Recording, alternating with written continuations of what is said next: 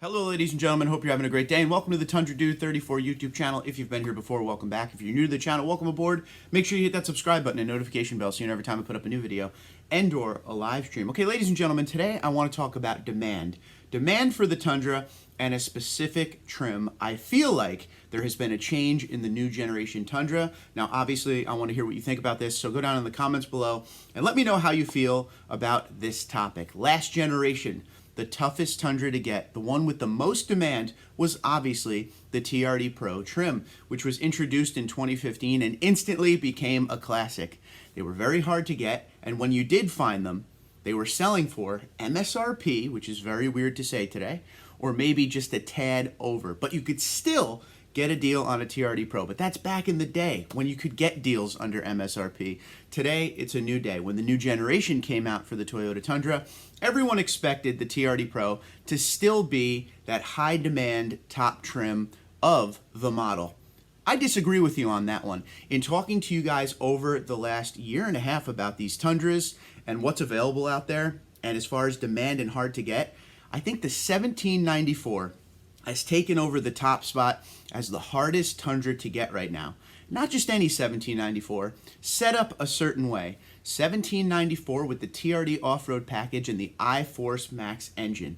Nearly impossible to find, especially in the army green color, but it really doesn't matter what color it is. If you could get yourself into a 1794 iForce Max TRD, consider yourself very lucky. Every day I get emails and messages asking if I've seen any out there in my searches on AutoTrader or in talking to these dealers, and I just don't see any. If there are any that are on websites that are headed to a lot, usually they're spoken for right away. I've seen some every once in a while, talking extremely rarely, and there's always a big markup on it, or like I said, it's already pre-sold. I don't know why this truck has taken on the #1 spot. Don't get me wrong. Huge fan of the 1794. I always have been. If you're new to Tundra, the 1794 Tundra is their Western themed Tundra.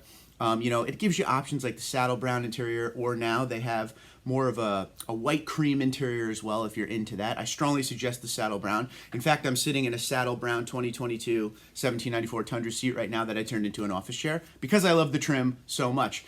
But I always felt that the 1794 kind of held a little bit of a special thing for the Tundra, being called the 1794. That is when the ranch was founded, that the factory they build the Tundra on now is TMMTX. So that ranch was founded in 1794. Now the Tundra is built there. So it's not just, a cowboy themed name. It actually means something to the truck. And now you could get this truck with or without the iForce engine. You could get it with the 5.5 or the 6.5 foot bed. It's crew max only.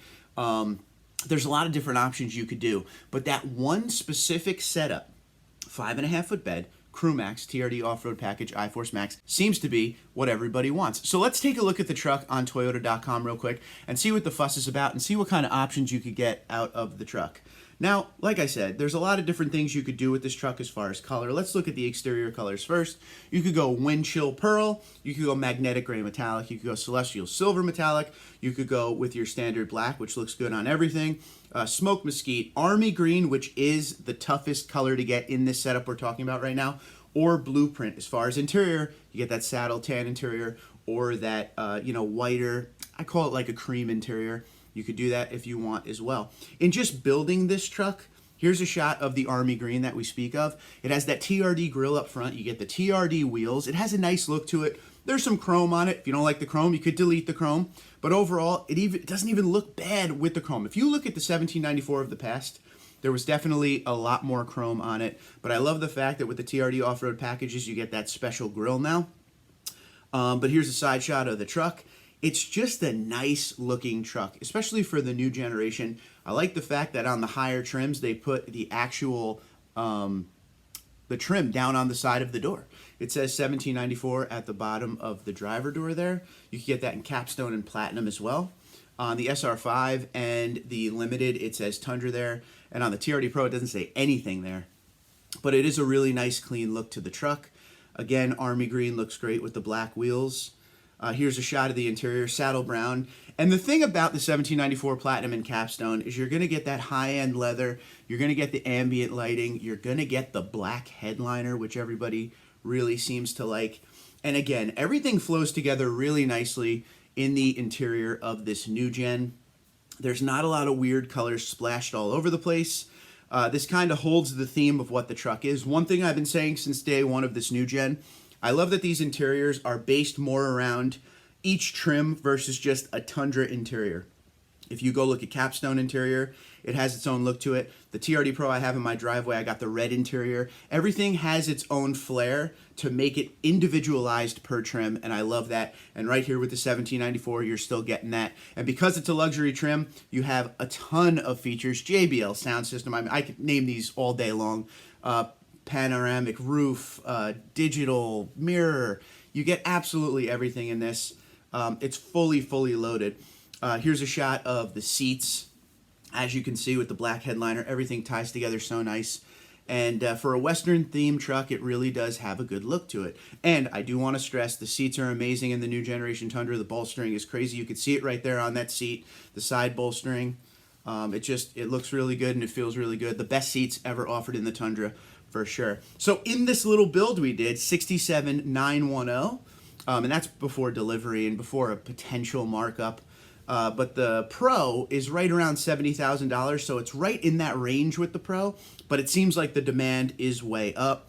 When you do it on Toyota.com with the build and price and you add the delivery, processing, and handling fee, $69,705 for a truck that is extremely tough to get. So you got to let me know, do you agree? If you are someone who looks into Tundras a lot like I do, spend a lot of time looking around at Tundras and talking to you guys about it, do you agree with me that this 1794 iForce Max TRD Off-Road is nearly impossible to find? I will tell you this, since this new gen has come out, I've seen 1794s on the lot. I've seen 1794 iForce Maxes on the lot, but never with the TRD Off-Road package.